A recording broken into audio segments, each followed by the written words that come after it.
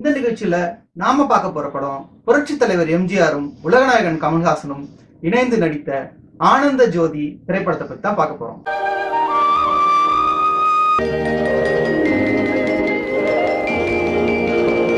இந்த படம் நம்ம உலகநாயகன் கமல்ஹாசன் 6வதா நடித்த படம்.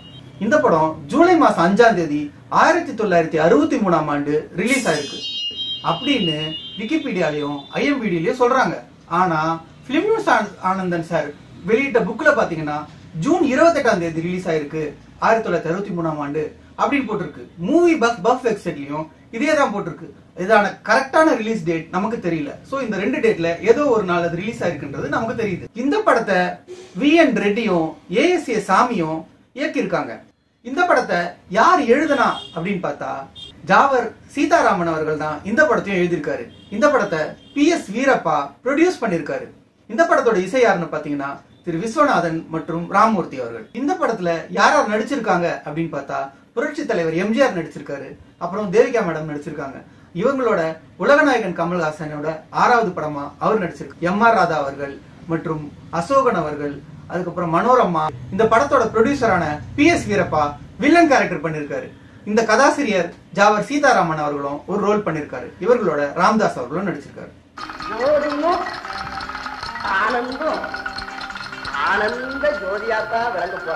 இந்த ஆனந்த ஜோதி திரைப்படம் உலகநாயகன் குழந்தை நட்சத்திரமா நடித்த 6வது திரைப்படம். இந்த படத்திலயும் ஓப்பனிங்கும் எண்டிங்கும் தலைவர் தான் கொடுக்குறாரு. எப்படின்னு பாத்தீங்கன்னா படம் ஓபன் ஆகும் போதே தேவிகா மேடமும் கமல் சார் இருக்கிற மாதிரி சீன்ல தான் ஓபன் ஆகுது. முடியும் போதும் கமல் சார் எப்பவும் போல கருத்து சொல்லி முடிக்கிறாரு.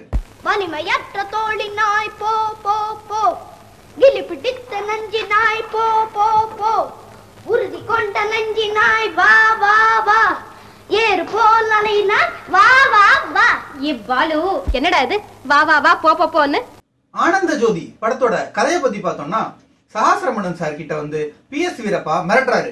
என்ன மிரட்டுறாருன்னு பாத்தீங்கன்னா அவரு வேற அவரோட முதலாளியோட சொத்தை ஏமாத்தி நீ பறிச்சுட்ட, அதனால சொத்து மொத்தத்தையும் என்கிட்ட கொடுத்துட்டு உங்ககிட்ட இருக்க தங்கத்தை மொத்தத்தையும் என்கிட்ட கொடுத்துருந்தா இந்த கதை விறுவிறுப்பா ஆரம்பிக்குது. ஆக மொத்தம் ஏமாத்தி சம்பாதிச்ச அந்த பணத்தை வச்சுட்டு சஹஸ்ரமணன் சார் மாறு பெயரிலே உலவும் பொன்னையா பிள்ளை, இந்த பெட்டி இனிமேல் இந்த வீட்டிலே நிரந்தரமாக இருக்கும். நீர் யார், எப்படிப்பட்டவர் என்பதை ஞாபகப்படுத்திக் கொண்டே இருக்கும். நீர் உமது முதலாளிக்கு செய்த துரோகத்தை சுட்டிக்காட்டிக் கொண்டே இருக்கும். சஹஸ்ரமணன் சாருக்கு 2 பசங்க இருக்காங்க. ஃபர்ஸ்ட் பொண்ணு தேவிகா, 2வது பையன் தான் கமல்ஹாசன் சார். இந்த சொத்தெல்லாம் யார்கிட்ட இருந்து இவர் பறிச்சாருன்னு பார்த்தா அங்கதான் கதையில வச்சிருக்காங்க ஒரு பயங்கரமான ட்விஸ்ட். என்னன்னு பாத்தீங்கன்னா புரட்சி தலைவர் எம்ஜிஆரோட சொத்து தான் இவங்க ஏமாத்தி பிடிங்கி வச்சிருக்காங்க அப்படின்னு கதையில காமிக்கிறாங்க. இன்று உங்கள் தொழிலாளியாக உங்கள் பள்ளிக்கூடத்திலேயே வேலை செய்கிறான். ஆனந்தா என் முதலாளியின் மகன். அதை வச்சு வில்லன் PS வீரப்பா மிரட்டி உங்ககிட்ட இருக்க சொத்தெல்லாம் என்கிட்ட கொடுத்துரு, நீ தங்கத்தெல்லாம் என்கிட்ட கொடுத்துரு அப்படின்னு படம் ஃபுல்லா அவரை மிரட்டுறது தான் இந்த படத்தோட கதை.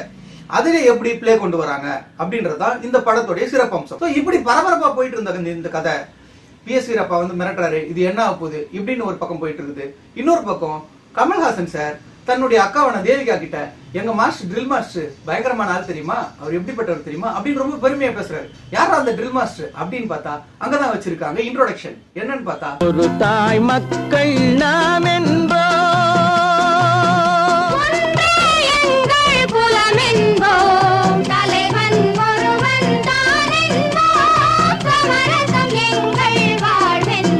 பாட்டுல எம்ஜிஆர் அவர்களை அறிமுகப்படுத்துறாங்க. அந்த பாட்டுல கமல்ஹாசன் சாரும் எம்ஜிஆரும் சேர்ந்து சும்மா அட்டகாசமா சில ஸ்டெப்ஸ் போடுறாங்க. ட்ரில் ஸ்டெப்ஸ் எல்லாம் போட்டுட்டு இருக்காங்க.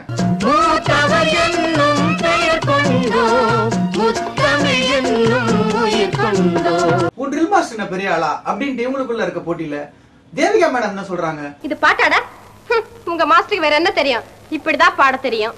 ஐயா இது ட்ரில் மாஸ்டர் பாட்டு இல்லக்கா, பாரதியார் பாட்டு. மணியரசன் பைத்தியத்துல அத கூட மறந்துட்டியே. ஏய் கேலிய பண்ற அரஞ்சனா பாரு. இப்படி இவங்களுக்குள்ள ஒரு காம்படிஷனா ஒரு ஆர்கியூமெண்ட் நடந்துட்டு இருக்கு. அங்க கவிஞர் மணியரசர் ரொம்ப பெரிய ஆளா அப்படின்னு கமல்ஹாசன் சார் தேவிகா மேடம் கேக்குறாங்க. என்னடா அது தூங்காமே? அக்கா இத பத்தி உனக்கு என்ன தெரியும்? தூங்க போறதுக்கு முன்னாடி தினம் அப்படி செஞ்சா உடம்புக்கு நல்லதுன்னு எங்க ட்ரில் மாஸ்டர் சொல்லிருக்காரு. 1 2 3 4 நிறுத்துடா. எப்ப பாரு அந்த ட்ரில் மாஸ்டர் பேச்சுதான். உங்க மாஸ்டர் இருக்காரே ஒரு இடியட். ஓ மணியரசன் மட்டும் என்னவா?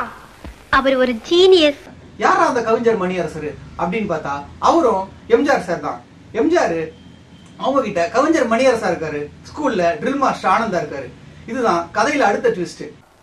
மணியரசன் தான் ட்ரில் மாஸ்டர் ஆனந்தன் எல்லாருக்கும் தெரிஞ்சிட்டா என்னுடைய அமைதியான வாழ்வே கெட்டு போயிடும். அது ஒரு சீன்ல ஓபன் ஆகும்போது தேவிகா மேடம் அவங்க கிட்ட கோச்சிக்கிறாங்க. சோ இப்படி இன்னும் கதை மாறி மாறி போயிட்டு இருக்கு. உங்களை எப்படி மன்னிக்கிறது? நீங்க பேசுறதுல எதை நம்புறது எதை நம்பாம இருக்கிறதுன்னு தெரியல. என்ன பல விதத்துல ஏமாத்திட்டீங்க. உங்ககிட்ட பேசல எனக்கு பிடிக்கல. ஜோதி, அவனோட என்ன பேச்சு? வா வீட்டுக்கு போலாம். மாஸ்டர், உன்னை ஸ்கூல்ல இருந்து டிஸ்மிஸ் பண்ணிடுறேன். எங்க மாஸ்டர் யாரும் டிஸ்கஸ் பண்ண முடியாது. அப்படி பண்ணேங்க நானும் அவரோடயே தான் போவேன். இந்த படத்தோட பெரிய பிளஸ் என்னன்னா, நான் சொல்ல போறேன் உங்களுக்கே தெரியும், உலகநாயகன் தான். உலகநாயகனோட சீன்ஸ் எல்லாமே ரொம்ப கியூட்டா இருக்கு, ரொம்ப அட்டகாசமா இருக்கு. அதுவும் எம்ஜிஆர் சாரும் கமலஹாசன் சாரும் சேர்ந்து வர சீன்ஸ்லாம் சும்மா அப்படியே கண்ணில் எடுத்து ஒத்திக்கணும் போல இருக்கு. மாஸ்டர், நீங்க ரொம்ப நல்லவர் மாஸ்டர். நல்லதையே சொல்லி கொடுக்குறீங்க, நல்லதையே செய்யறீங்க.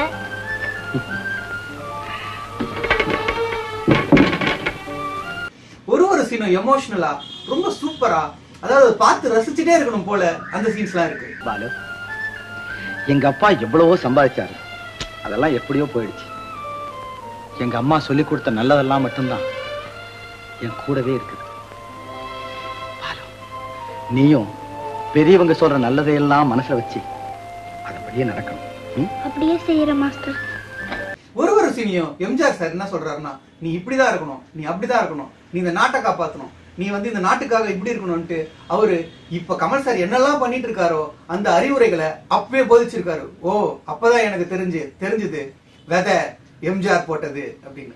நீங்க இந்த பள்ளிக்கூடத்தை விட்டு போயிட்டா அப்புறம் எனக்கு இந்த பள்ளிக்கூடமே பிடிக்காது சார். அப்படிலாம் சொல்லக்கூடாது. நீ படிச்சு எதிர்காலத்துல பெரிய சோல்ஜராக போற. நான் முன்னால வந்து நின்னு அப்படி சல்யூட் அடிப்பேன். படத்துல எம்ஜிஆரோட காஸ்டியூம்ஸ் எல்லாம் சும்மா பக்காவா இருக்கு, ரொம்ப ஃபிட்டிங்கா, எல்லாமே நல்லா இருக்கு. அது நம்ம எம்ஜிஆரோட எல்லா படத்துலயும் பார்த்திருக்கோம். பட் இப்ப இருக்க ஜெனரேஷன்ஸ்க்கு எம்ஜிஆருடைய அந்த காஸ்டியூம் டிசைனிங் தெரியாது. இப்ப இருக்க ஜெனரேஷன்லாம் அதை பார்த்தாங்கன்னா ரொம்ப விரும்புவாங்க. சொல்ல போனா அந்த மாதிரி எனக்கு சட்டை தச்சு கொடுங்க அப்படின்னு வீட்டுல டார்ச்சரும் பண்ணுவாங்க. உலகநாயகன் கமல்ஹாசன் எம்ஜிஆர் சார் மேல உயிரே வச்சிருக்காரு. அவர் தான் என் மாஸ்டர் தான் அப்படின்னு ஒரு சீனியும் அவரை பத்தியே சொல்லிட்டு இருக்காரு. அவரை பத்தி யாராவது ஏதாவது சொன்னா போதும் அப்படி கோவம் வந்தது. ஒரு சீன்ல பாத்தீங்கன்னா வில்லனா, ஏய் யாரா நீ அப்படின்னு கேட்கற அளவுக்கு அவ்வளவு கோவம் வருது. அந்த அளவுக்கு உலகநாயகனுக்கு புரட்சி தலைவரை பிடிக்கும்னு இந்த படம் பார்த்தான் நானே தெரிஞ்சுக்கிட்டேன். ஜம்பு மாமா, உங்க மாஸ்டர் துரோகி இல்ல, நீங்க அவரை பத்தி பேச வேணாம். டேய் பாலு, உங்க மாஸ்டரை சீக்கிரமா கைது செய்திருவாங்க. அப்புறம் உங்க ட்ரில் மாஸ்டர் ஜெயில் மாஸ்டர் ஆயிடுவார். இந்த ட்ரில் மாஸ்டர் பத்தி நீ பேசாதே. உங்க ட்ரில் மாஸ்டர் ஒரு அயோக்கிய பையன். யாரா அயோக்கியன்? டேய் பாலு, கொலைகாரன். ஜம்பு, ஒரு டீச்சருக்கும் ஒரு ஸ்டூடெண்ட்டுக்கும் எந்த அளவுக்கு ஒரு பாண்டிங் இருக்கும் அப்படின்றத இந்த படத்துல நாம தெரிஞ்சுக்கலாம். அந்த அளவுக்கு தான் டீச்சரை லவ் பண்ணாரு உலகநாயகன். சோ இப்ப இருக்க ஜெனரேஷன்ல இருக்க குழந்தைங்க எல்லாம் கண்டிப்பா இந்த படத்தை பார்க்கணும். பார்த்தாங்கன்னா தன்னோட டீச்சரை லவ் பண்ற அளவுக்கு இந்த படத்துல நிறைய சீன்ஸ் இருக்கு. பாலு, போ மாடி. முடியாது, நான் மாஸ்டரோட தான் போவேன். பாலு, நீ அப்பா சொன்னபடிதான் கேட்கணும்.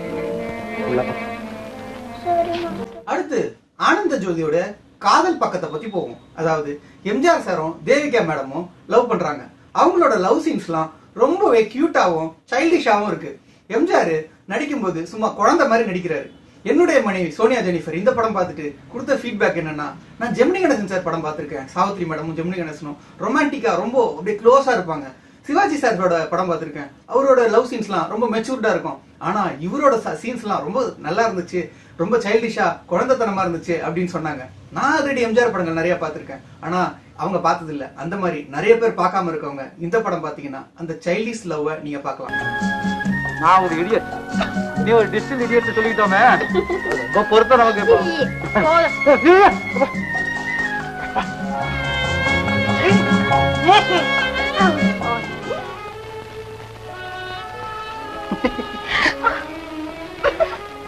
அதுக்கு இல்ல, சாரி. அடுத்து படம் ஆரம்பிச்சதுல இருந்து எண்டு வரைக்கும் ஒரு டஃப் ஃபைட் நடக்குது. எல்லாரும் நினைச்சிட்டு இருப்பீங்க எம்ஜிஆர் சாருக்கும் PS வீரப்பாவுக்கும் தான் அந்த ஃபைட் நடக்குதுன்னு. ஆனா அதுதான் இல்ல, தேவிகா மேடம்க்கும் கமல் சாருக்கும் ஃபைட் நடக்குது. என்ன ஃபைட்னா, யாரு எம்ஜிஆர் சாரை அதிகமா லவ் பண்றது அப்படின்றது தான் அந்த ஃபைட். தேவிகா மேடம் அவர்தான் என்னோட உயிர், அவர்தான் என் கணவர், வருங்கால கணவர் அப்படின்ட்டு அவர் மேல உயிரே வச்சிருக்காங்க. கமலஹாசன் சார் அவருக்கு அவங்க தேவிகா மேடம்க்கு 2 படி மேலேயே போய் எங்க சார்னு அவர் உடம்பு சரியில்லாத இருக்கும்போது கூட அவரை பத்தியே பேசிட்டு இருக்காரு, அவரை பத்தியே நினைச்சிட்டு இருக்காரு. அல்லது ஆனந்த் இருக்கும் இடத்தை சொல்லி விடுகிறாயா? அக்கா, அந்த மிருகம் என்ன வேணா செய்யட்டும், ஆனா மாஸ்டர் இருக்கிற இடத்த சொல்லவே சொல்லாதக்கா. வாயிறந்து ஆனந்த் இருக்கும் இடத்தை சொல்லாவிட்டால் தம்பியின் கண்களை துளைத்து விடுவேன். பேசாம இருந்தா என் கண்ணு மட்டும்தான் போகும். நீ மாஸ்டர் இருக்கிற இடத்த சொல்லிட்ட என் உயிரே போயிடுங்க.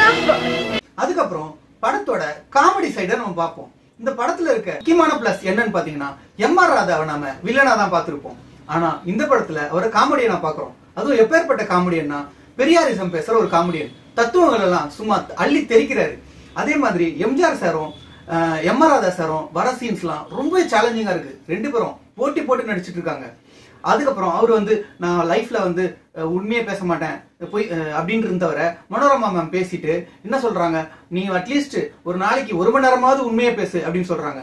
அப்படி பேசிட்டு அவர் படுற படாத பாடலாம் படத்துல ரொம்ப காமெடியா இருக்கு. ஹரிச்சந்திரன் கிரேட் ஐனஸ் வாழ்க்கை பூரா உண்மையே சொல்லிக்கிட்டு இருந்தான். அவருடைய கதி என்னடி ஆச்சு? கடைசியில அவருடைய சம்சாரத்தையும் அவருடைய குழந்தையும் அடகு வச்சார். சுடுகாட்டுல வாட்ச்மேன் வேலை பார்த்தார். அவருக்கு அந்த கதின்னா சாதாரண மனுஷன். நான் போய் உண்மை பேசலாமா? அடுத்து நிகழ்ச்சியோட முக்கியமான கட்டத்துக்கு நாம வந்திருக்கோம். அது என்னன்னு பார்த்தா, படத்தோட ஒரு பயங்கரமான சீன். அது என்னன்னா, உலகநாயகன் கமல்ஹாசன் என்னோட பர்த்டேக்கு நீங்க காந்தி ஸ்டாச்சுவை கொடுங்க அப்படின்னு அவர் கேக்குறாரு.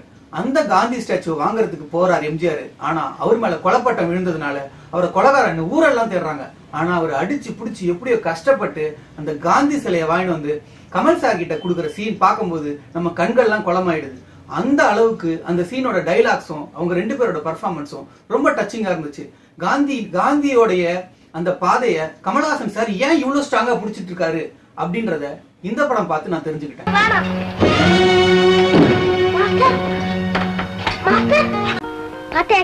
மாஸ்டர் சொன்னபடி வந்துட்டாரு. அவரு யாருக்கும் பயப்பட மாட்டாரு. உனக்கு ஏன் மகாத்மா சிலையை வாங்கி தர சம்மதிச்சேன் தெரியுமா? நீயும் அவரை போல அடக்கத்தோடு ஒழுக்கத்தோடு தியாகசீலனா திகழணும்ங்கிறதுக்கா ஆசை நிறைவேற்று பாலு, ஆசை நிறைவேற்று. படத்துல கடைசியில அவரு ஒரு ஒரு சீரியஸான ஒரு சீன் போயிட்டு இருக்கும் படத்துல. அது நீங்க பாத்தீங்கன்னா தான் தெரியும்.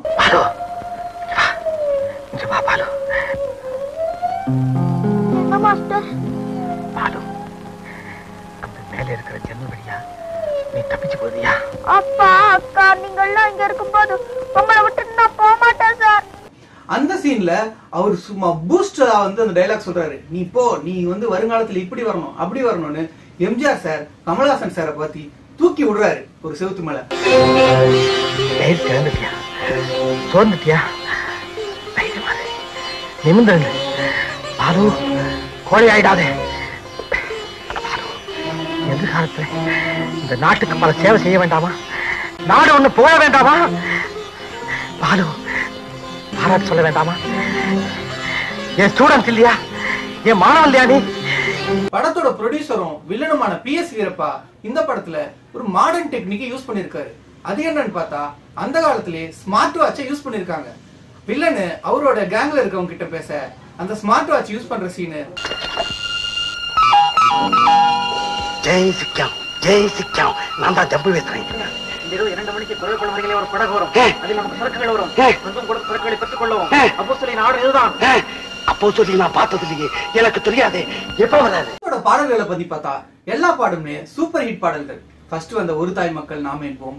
அதுக்கப்புறம் படத்துல பூட்டு சாதிரி பேர் பல பல பல பல ரகமா இருக்குது பூட்டு, அது பல விதமா மனிதர்களை பூட்டுது போட்டு. எம்ஜிஆர் மாறு வேஷம் போட்டுன்னு வர்றாரு. அந்த பாட்டு சும்மா அட்டகாசமா இருக்கு. இப்ப மட்டும் அந்த படத்தை ரீரிலீஸ் பண்ணாங்கன்னா எழுந்து எல்லாம் விசில் அடிச்சுட்டு அந்த பாட்டுக்கு டான்ஸ் ஆடுவாங்க. கலகலவெனும் பகுத்தறிவு சாவிய போட்டு நான் கச்சிதமா திறந்து வைப்பேன் இதயத்தை காட்டு. கூட்டம் சாவேரி பேர், கூட்டம் சாவேரி பேர். அதுக்கப்புறம் படத்தோட ரொமான்டிக் சாங்ஸ் எல்லாமே சூப்பரா இருக்கு.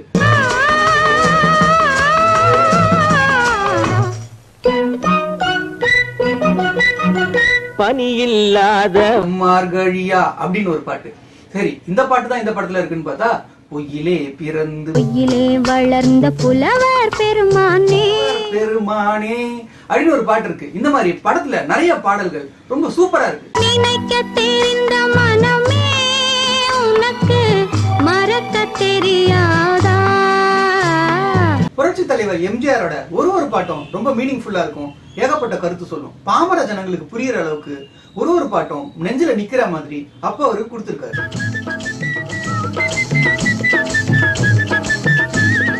மங்கையர் பின்னாலே லைசன்ஸ் இல்லாமே வளைய வரும் காமுகர்க்கு கண்ணிலே பூட்டு. ஓவராலா இந்த படத்தை பத்தி சொல்லணும்னா, இந்த படம் ஒரு மைல்ஸ்டோன் மூவி. முக்கியமா புரட்சி தலைவர் எம்ஜிஆரும் உலகநாயகன் கமல்ஹாசனும் இணைந்து வர ஒரு சீனும் கிளாசிக்கா இருக்கு, எமோஷனலா இருக்கு, அல்டிமேட்டா இருக்கு. அதுக்காகவே இந்த படத்தை பார்க்கணும். ஒரு குழந்தைகளும் பார்த்தா அவங்க தன்னோட டீச்சரோட இவங்களை கனெக்ட் பண்ணிக்குவாங்க. அதை பார்த்துட்டு ரொம்ப இம்ப்ரெஸ் ஆயிடுவாங்க. என் பிறந்த நாள் அன்னைக்கு காந்தி பொம்மை தரேன்னு சொன்னீங்களே, தராமே போயிடுவீங்களா? உன் பிறந்த நாள் அன்னைக்கு காந்தி பொம்மை நான் நிச்சயமா பரிசு தந்தே தீருவேன். மாஸ்டர், நீங்க ஊருக்கு போகும்போது நானும் உங்க கூடயே வந்துட்டா. அடுத்ததாக நம் உலகநாயகனும் உதயபாரதியும் இந்த நிகழ்ச்சியில ஆனந்த ஜோதிய பத்தி பேச 6 கோடிகளில் இருந்து ஒருவர் வரப்போறாரு. அந்த ஒருவர் யாருன்னா, என்னுடைய தந்தை திரு DR பாரதி விஜயன் அவர்கள். இவரை பத்தி சொல்லணும்னா, என்னுடைய தந்தை ஒரு முற்போக்குவாதி. அவர் ரொம்ப அட்வான்ஸ்டா எல்லாத்தையுமே பண்ணுவாரு. அவர் தன்னுடைய பேரையே மாத்திட்டாரு. அது நிறைய பேருக்கு தெரியாது தமிழுக்காக. எங்க அப்பா ஒரு பெரிய கவிஞர். அவருடைய கவிதைகள் நிறைய பெரிய பெரிய புக்ல எல்லாம் வந்திருக்கு. அவரு ஒரு பயங்கரமான எம்ஜிஆர் ஃபேன். சோ இந்த நிகழ்ச்சியை நான் ஆரம்பிக்கும் போதே அவர் சொல்லிட்டாரு, எம்ஜிஆர் படத்துக்கு நான் விமர்சனம் பண்றேன் அப்படின்னு. இந்த படத்தை அவர் புக் பண்ணிட்டாரு. சோ இப்போ ஆனந்த ஜோதியை பத்தி பேச போறது திரு DR பாரதி விஜயன் அவர்கள். திரைப்படங்களை எல்லாம் அந்த காலத்திலே நாங்கள் எல்லாம் கொட்டகையிலே சென்று, அதாவது தியேட்டரில் போய் தான் நிறைய படங்களை பார்த்துருப்போம். தற்போது நிறைய வசதி வாய்ப்புகள் வந்து விட்டன. அந்த காலத்திலே நாங்கள் எல்லாம் தியேட்டருக்கு சென்று டிக்கெட் வாங்கி கொண்டு போவோம். அப்பொழுதெல்லாம் காட்சியில் முதல் படத்திலே எம்ஜிஆர் படத்துக்கு நான் முதல் வரிசையில் நின்று முண்டியடித்து கொண்டு போய் முதல் டிக்கெட் வாங்கி கொண்டு பார்த்த படங்கள் எல்லாம் உண்டு. பொதுவாக எம்ஜிஆர் படங்களில் பெரும்பாலும் அனைத்து படங்களிலும் நான் பார்த்திருக்கிறேன். அதில் ஆனந்த ஜோதி நான் தியேட்டரிலே எங்கள் ஊரிலே அந்த சுந்தரம் டாக்கீஸ் என்ற அந்த ஊரிலே சென்று அந்த படம் ஓடுகின்ற பொழுது நான் பார்த்திருக்கின்றேன். அந்த நினைவுகள் எல்லாம் இன்றைக்கு என்னுடைய நெஞ்சிலே நிழலாடுகின்றன. ஆனந்த ஜோதி இந்த படத்தினுடைய கதாநாயகனாக எம்ஜிஆர் அவர்கள் நடித்திருப்பார்கள். அவருடைய பாத்திர படைப்பு ஆனந்த், அவருடைய பெயர் ஆனந்த். தேவிகா அவர்கள், அவருடைய கதையிலே அவருடைய பெயர் ஜோதி. ஆனந்தும் ஜோதியும் இணைந்து ஆனந்த ஜோதி என்பதுதான் இந்த கதையினுடைய மையக்கரு. ஜோதியினுடைய தம்பியாக, தம்பி பாலுவாக நடிப்பவர் குழந்தை நட்சத்திரமான கமலஹாசன் அவர்கள். களத்தூர் கண்ணம்மாவிற்கு பிறகு இந்த படத்திலே மிக அற்புதமாக அவர் அந்த குழந்தை பாத்திரத்திலே மிக அருமையாக நடித்திருப்பார். எம்ஜிஆர் அவர்கள் ஒரு ட்ரில் மாஸ்டராக அந்த படத்திலே வருகிறார். அவருடைய கொள்கை, அவருடைய மாணவர்களுக்கு அவர் சொல்லிக் கொடுக்கின்ற பாங்கு, இவற்றிலே அந்த மாணவ செல்வங்கள் அவர் மீது மிகுந்த அன்பும் நேசிப்பும் ஒரு பக்தி என்று கூட சொல்லலாம். பாலு என்கிற கமலஹாசன் அவர் மீது மிகுந்த பற்றும் ஒரு அன்பும் கொண்டிருப்பார். எதற்கெடுத்தாலும் எங்கள் மாஸ்டர் சொன்னார், எங்கள் மாஸ்டர் சொன்னார் என்று சொல்லுவார். அக்காளுக்கும் தம்பிக்கும் கூட விவாதங்கள் வருகின்ற பொழுது மாஸ்டரை உயர்வாக பேசக்கூடிய ஒரு பாத்திர படைப்பிலே அவர் இருப்பார். இறுதியாக அந்த கொள்ளை கும்பலை பிடிக்கின்ற கடைசி கட்டமாக நடக்கின்ற நிகழ்விலே பாலு ஓடி சென்று அவர்களை அந்த ஆவணங்களை எடுத்துக்கொண்டு காவல்துறையினரிடம் ஒப்படைக்க செல்கின்ற பொழுதும், அதற்கு பிறகு எம்ஜிஆர் அவர்கள் அங்கு சென்று அவர் சண்டை காட்சியிலே நடித்து அந்த படம் இறுதியாக முடியும். அதிலே கமலஹாசன் மிக சிறப்பாக நடித்திருப்பார். இத்துடன் இந்த உலகநாயகனும் உதயபாரதியும் இந்த நிகழ்ச்சி ஆனந்த ஜோதியில் நிறைவடைந்தது.